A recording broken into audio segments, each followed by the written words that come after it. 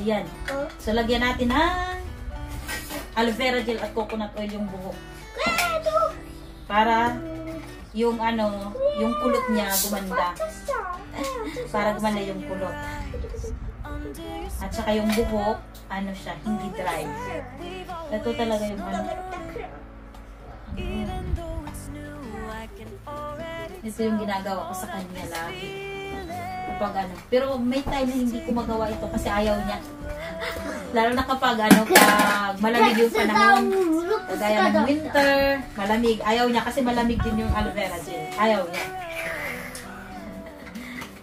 Ito, para tayong ano. Marami yung nagtatanong nito sa ano, sa amin kapag lalabas kami na yung buhok niya ay talagang gumaganyan-ganyan. Sabi, ano, kung nagpa-parlor daw.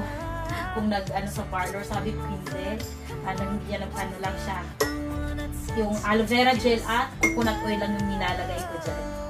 Sabi, ang ganda. Mamaya tingnan niyo yung resulta. Pagka, ano. Bali, ibababad lang ito ng, ano, binababad ko ng, minsan, ano, pag matagal, maganda.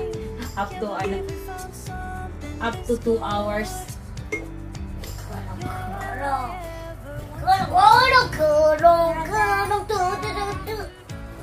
Hanggang 2 hours pwede ibabad. Pero pwede 30 minutes pag nagmamadali, 30 minutes to ano. Kapag nagmamadali, pwede rin 30 minutes lang. Kapag may pasok, nagmamadali, 30 minutes lang yung babad ko nito. Kasi maliligo.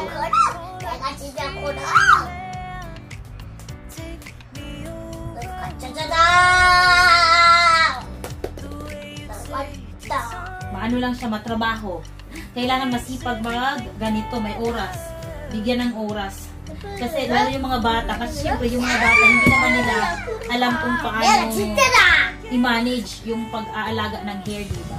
Kailangan talaga yung mga magulang ang mag-effort. Kasi kung walang effort yung magulang, ano lang, yung buhok ng anak. Sa atin, diba, kailangan ano, para gumanda yung kulot. Kasi maganda naman ang kulot kapag ka, ano, nasusunod yung, ano, yung naaalaga siya. Kasi yung pagkakulot niya, na-emphasize talaga. At hindi yung, ano, parang patay na buhok. Kagaya ng buhok ko, parang patay. Kasi hindi niya naalaga. Simula ng bata. Walang ganito. Hindi naalaga. Pero kung naaalaga, maganda siyang tingnan. Yung sa anak ko, maraming natutuwa sa buhok niya. Kapag ano, nilalagyan ko nito, tapos ano, titingnan nila. Pag titingnan kasi, ano talaga siya, as in, yung kulot na gumaganyan hanggang sa likod, talagang akala mo inayos. Pero hindi naman inayos. Yan, ganito lang yung ginagawa ko.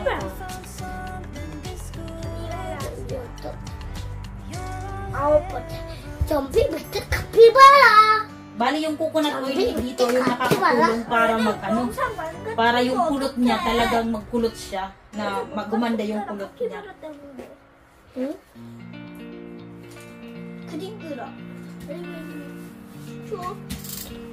Ayan.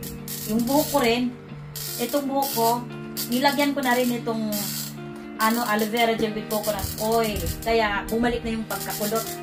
Sabi ko, tama na yung ano, yung pina-straight ko last year. Ano, sabi ko, bumabalik na yung pagkakulot. Magkulot naman ako. Tama na yung pag-straight ng buhok kasi sobra yung lagas ng buhok. Ano, naglalagas talaga siya. Grabe, kaya kailangan alagaan din ng ano, nitong aloe vera gel at coconut oil.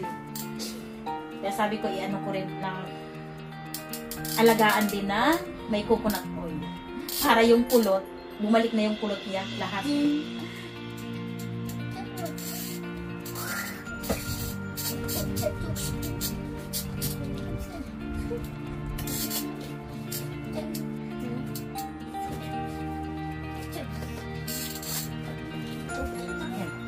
Babad lang natin hanggang 1 hour.